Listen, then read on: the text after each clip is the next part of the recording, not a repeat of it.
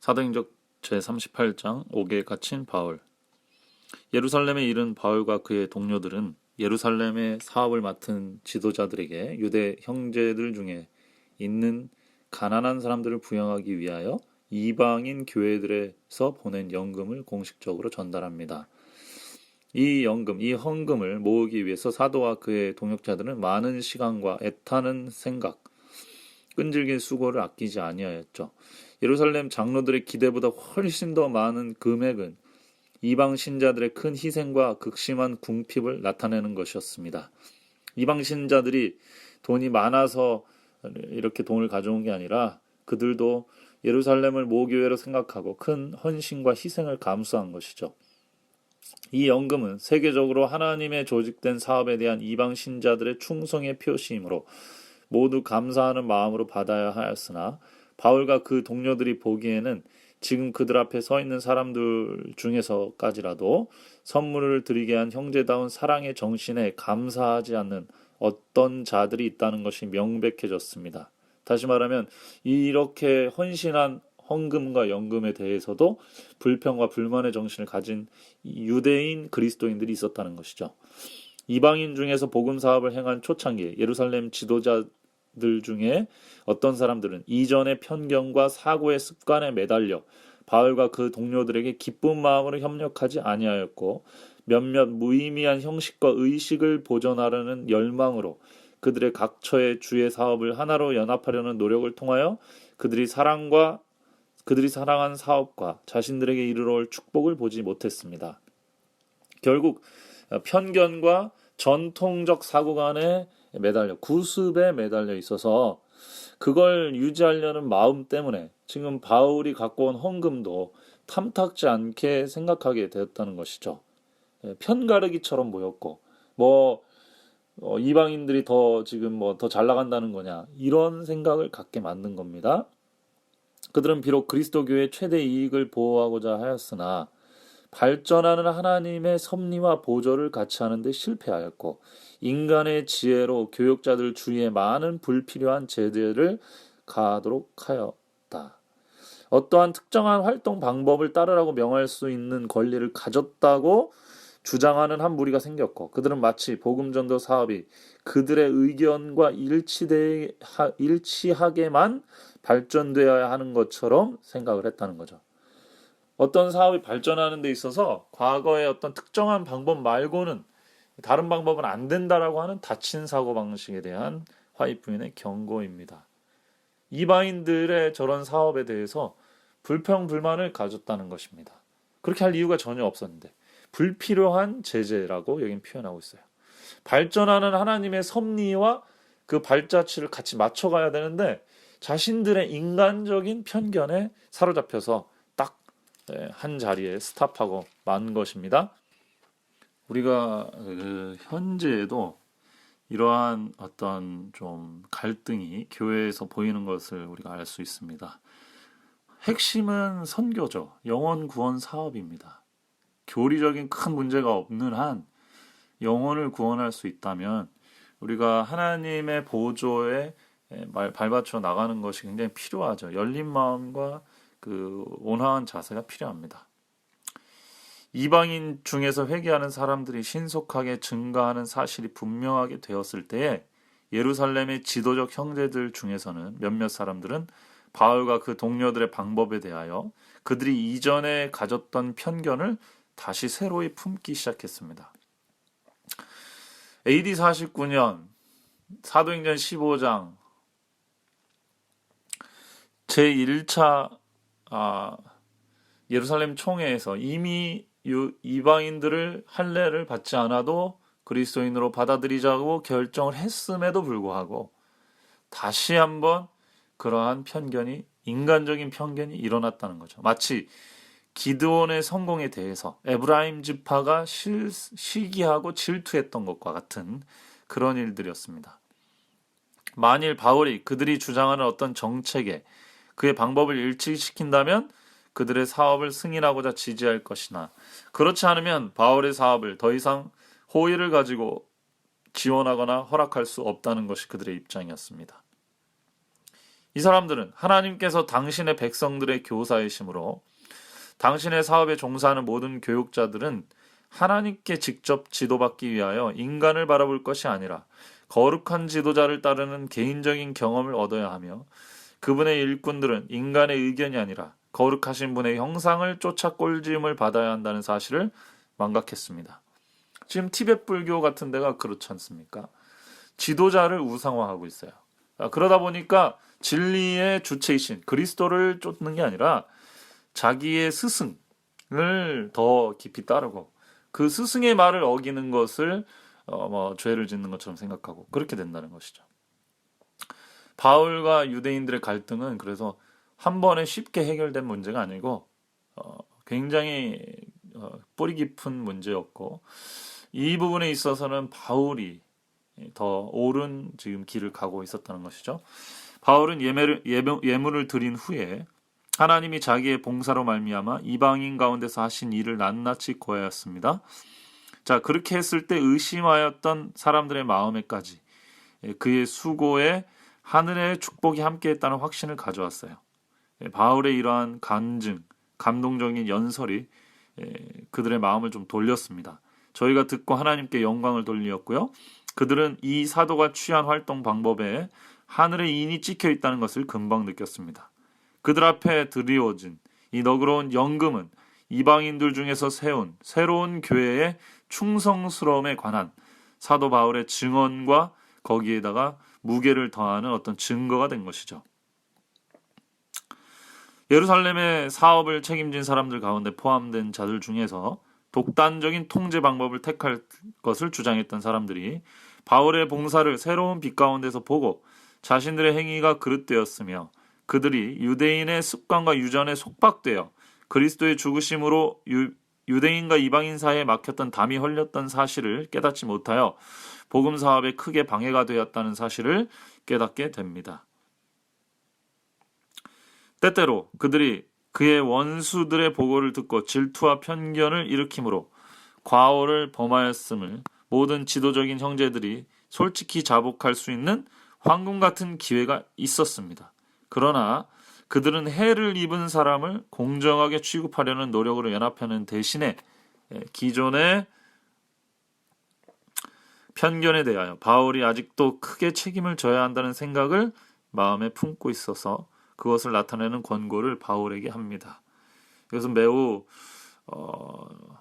안타까운 상황이죠. 그러니까 비주류에 대해서 결국은 압박하고 누르려고 했었다는 것이에요. 지금 사도 바울의 이러한 곤란한 입장에 대해서, 그리고 유대 그리스도인들의 이러한 편협성에 대해서 우리 화이트 부인은 아주 냉정하게 지금 지적하고 있습니다. 예루살렘 교회의 지도자들은 그리스도인들이 의문의 율법을 준수하지 아니함으로 스스로 유대인들의 증오심을 불러일으켜 핍박을 당하게 될 거라고 스스로 생각했습니다. 그러니까 예루살렘의 유대 출신 교회 지도자들의 생각을 우리가 이해를 할 수 있습니다. 그들이 유대인 출신이었고 유대인들 가운데 둘러싸여 있기 때문에 이걸 이방인들에게 주도권을 빼앗기게 되게 된다면은 그들의 어떤 중심성을 다 놓쳐버릴 것 같다고 하는 어떤 불안감은 있었던 것이겠죠. 그러나 사실 그것이 사내들이는 복음의 발전을 방해하고자 최대한 노력한 단체였고, 그것이 바울과 그 예루살렘 기독교 형제들 간의 어떤 이간, 갈등의 또 원인이 되었던 것도 사실입니다. 바울은 예루살렘 교회의 지도적인 교인들 중에 많은 사람들이 계속해서 그에 대해 편견을 품는 한 그들은 그의 가마를 소멸시키고자 끊임없이 노력하려는 사실을 알았죠.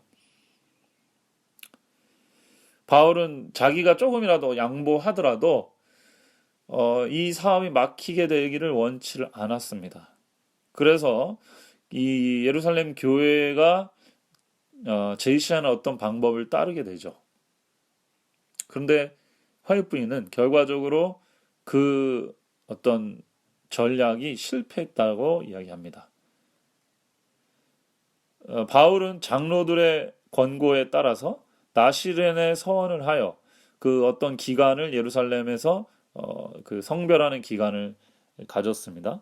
그리고 함께 그 나시린 서원을 했던 네 사람을 데리고 성전에 들어가서 각 사람을 위하여 제사를 드릴 때까지 결례에 만기된 것을 고하였습니다. 그리고 결례를 위하여 상당히 값비싼 희생 제물을 드렸습니다. 이 방법을 취하도록 바울에게 충고한 사람들은 이렇게 함으로써 바울이 당하게 될 큰 위험을 충분히 고려하지 않았습니다. 그리하여 교회는 제일 강한 기둥의 하나를 잃었고 각 나라에 있는 그리스도인들 마음에 슬픔을 가져왔습니다. 인간적인 어떤 계획, 전략, 또 어떤 꼼수라고 해야 될까요? 그런 것이 실패할 때 얼마나 큰 상처를 교회가 받게 되는가. 이 부분을 지금 화이트 부인이 지적하고 있어요.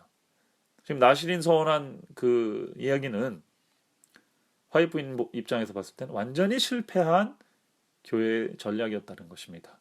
그런 식으로 일해서는 안 된다는 거예요. 유대의 법에 따라 할례 받지 않은 사람이 거룩한 전의 앞마당에 들어가는 것은 죽음의 벌을 받게 되는 범죄였습니다. 바울이 에베소 사람 드로비모와 함께 성내에 있었다는 것이 사람들 앞에 드러났어요. 그가 드로비모를 성전 안으로 데리고 왔다고 하는 추측을 불러일으킬 만한 행동이었습니다. 바울은 이런 일을 행하지 아니하였고 자신이 유대인이기 때문에 성전 안에 들어가는 그의 행위는 범법이 아니었지만 그가 드로비모를 이방인을 데리고 성전에 들어왔단 말은 다 거짓말이지만 그것은 어쨌든 백성들의 편견을 자극했고 그 편견이 자극된 백성들은 부르짖는 음성으로 성전 온마당에 모였고 거기에 사람들이 거친 흥분과 함께 모여들게 됐습니다. 이래서 바울이 체포되게 되는 상황이죠. 저희가 그를 죽이려 할 때 온 예루살렘에 요란하다는 소문이 군대의 천부장에게 들리게 되었고 글라우디오 루시아는 그가 처리하였던 폭동의 요소들을 잘 알고 있었으므로 급히 군사들과 백부장들을 거느리고 달려 내려가니 저희가 천사장과 군사들을 보고 바울을 치기를 그치었다 이렇게 되어 있습니다. 바울이 군중들한테 두드려 맞고 있었습니다. 예. 바울도 인간적으로 섣부른 결정을 했다고 화이트부인이 설명을 하고 있어요. 매우 위험한 행동을 타협과 함께 이렇게 하다 보니까 큰 위험에 노출시킨 겁니다. 교회가 사역자를 정말 기둥과 같은 사람을 얼마나 아끼고 보호를 잘 해야 되는지에 대한 예시예요. 바울은 소요 중에서도 침착했습니다. 그의 마음을 하나님께 의지하였고 그는 하늘의 천사들이 그의 주위에 있다는 것을 알았습니다. 그는 그의 동포들 앞에 진리를 제시하는 노력조차 하지 못하고 할 수 없이 성전을 떠난다는 것을 느꼈습니다. 그는 막 영문 안으로 인도되려 할 때에 천부장에게 내가 당신에게 말할 수 있느뇨? 라고 말하였습니다. 그리고 루시아 장군은 헬라말 할 줄 아냐? 이러면서 대화를 이제 하게 되었죠. 그리고 바울은 어떻게든 형제들 앞에 하나님의 말씀을 조금이라도 증거하기 위해서 틈을 찾았고 기회를 얻어서 말씀을 하게 됩니다.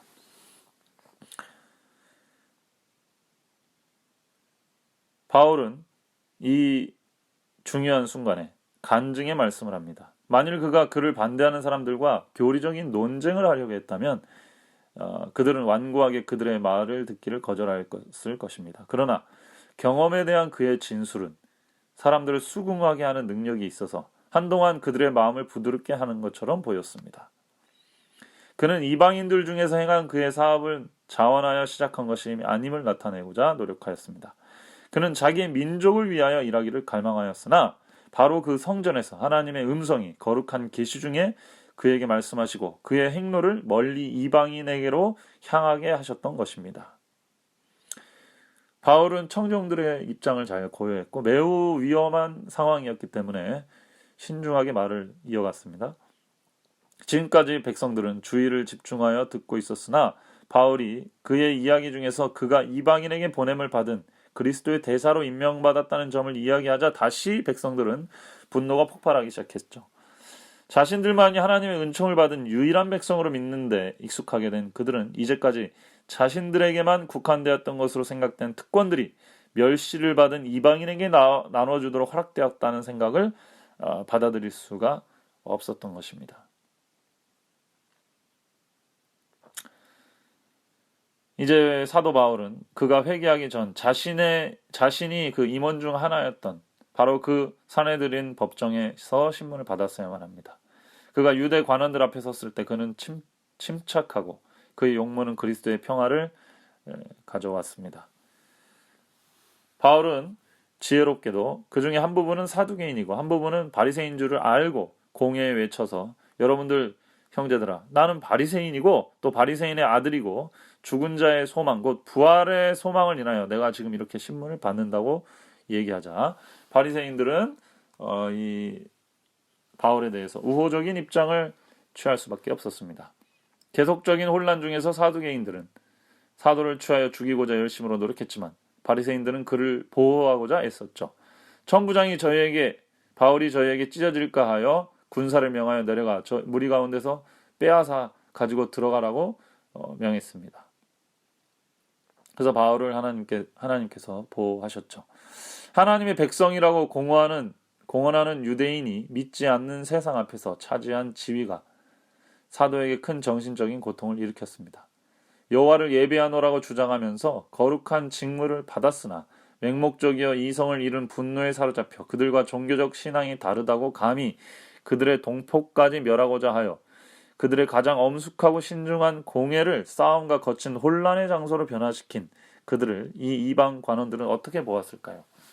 바울은 그의 하나님의 이름이 이방인들의 목전에서 치욕을 당하였다고 생각하였습니다. 네, 아무리 신앙이 훌륭하다고 해도 사람들에 대한 편견, 폭력, 증오심 이런 것들은 하나님의 이름을 먹칠하는 것입니다. 그래서 우리가 혐오나 증오와 진리를 분별하는 것과는 완전히 다른 이야기로 생각을 해야 돼요. 근데 진리를 가졌다고 공언하는 사람들 중에 하나님의 편이라고 공언하는 사람들 중에 많은 사람들이 다른 사람들, 자기와 좀 다른 사람들에 대해서 편견, 혹은 혐오, 증오 이렇게 가는 사람들이 있습니다. 그건 진리를 오히려 갖지 못했다는 증거입니다. 바울에게는 그리스도의 사업이 매우 중요하였으므로 그는 깊은 근심으로 그가 사내들인 공회에서 만났던 바로 그런 사람들의 박해를 당하여야 할 흩어져 있는 교회들의 위험에 대하여 생각했습니다. 바울은 현실이 이렇다면 너무 교회의 앞날이 침울하구나 이렇게 생각했죠. 바울은 고통과 낙담 중에서 울면서 기도했습니다. 이 어두움의 시간에 주께서는 당신의 종에 대하여 무관심하지 아니하셨습니다. 주께서는 바울을 성전 마당에서 잔인한 군중으로부터 보호하셨고 사내들인 공회 앞에서 그와 함께 하셨고 영문에서도 그와 함께 하셨으며 지도를 구하는 사도의 열렬한 기도에 응답하셔서 친히 당신의 충실한 증인에게 나타나셨습니다. 그날 밤에 주께서는 바울 곁에 서서 이르시되 담대하라 내가 예루살렘에서 나의 일을 증거한 것 같이 로마에서도 증거해야 하리라 하셨습니다. 바울은 오랫동안 로마를 방문하고자 원했지만 그곳에서 그리스도를 위하여 증거하기를 크게 갈망하였으나 그의 목적은 유대인의 증오 때문에 좌절되었다고 생각했습니다. 그러나 그는 자신이 죄수가 되어서라 가게 될 거라고는 거의 생각지 못했습니다. 하나님은 이러한 방법으로 하나님의 일을 이루십니다. 자, 바울을 죽이고자 한 계획들이 있었는데 한 청년이 바울을 죽이고자 한 그 계략에 대해서 루시아 장군한테 알려줬고 루시아는 즉시 바울에 대한 그의 재판권을 총독 벨리스에게 넘기기로 결정하고 유대 백성 전체가 흥분과 분노 상태에 있기 때문에 소동이 자주 일어났습니다. 사도가 계속 예루살렘에 있는 것은 이 성읍뿐만 아니라 지휘관인 자신에게도 어떤 위험한 결과를 초래할지 몰랐기 때문에 가이사랴에 있는 벨리스 각하에게 총독에게 보내기로 작정해서 군대를 동원해서 보내게 되죠. 바울의 경우 하나님의 종이 이방인 중에서 여호와의 백성이라고 공언하는 자들의 원한으로부터 피난처를 찾은 최초의 경우는 아니었습니다. 유대인들은 바울에 대한 그들의 분노로 그 백성들의 역사에 오점을 남긴 검은 목록에 또 하나의 범죄를 첨가하게 됩니다. 무슨 얘기냐면 하나님의 종들, 하나님의 백성들이 이방인 가운데서 도피처, 하나님의 백성의 박해를 피해서 이방인 가운데서 도피처를 가진 그런 케이스들이 있었다는 거죠. 네. 그 엘리야 시대 때 엘리야가 아합과 이세벨의 핍박을 피해서 사르밧의 과부에게 나아갔죠. 또 수리아의 나아만도 이스라엘에도 그 문둥병 환자가 많았지만 하나님의 선지자를 대우하지 않았습니다. 오히려 다른 나라 사람들이 와서 하나님의 빛을 받아들이는 경우들이 있었다는 것이죠.